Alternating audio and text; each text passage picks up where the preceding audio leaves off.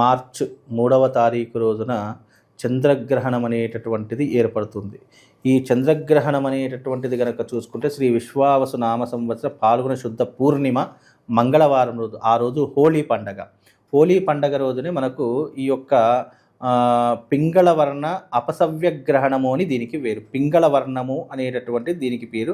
అపసవ్య గ్రహణంగా ఏర్పడుతూ ఉంటుంది.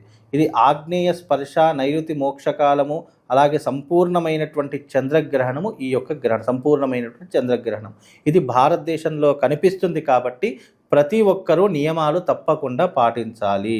అయితే ఈ యొక్క దీని టైమింగ్స్ వచ్చేసి కనుక చూసుకుంటే ఒక్కసారి దీనికి ఆగ్నేయ స్పర్శాకాలం అంటే గ్రహణం పట్టేటటువంటి సమయము మధ్యాహ్నము 3:20 గ్రహణం పడుతుంది. అలాగే మధ్యకాలము అంటే దీనికి మధ్యకాలం అనేటటువంటిది 5:03 మధ్యకాలం అనేటటువంటిది ఉంటుంది. అంటే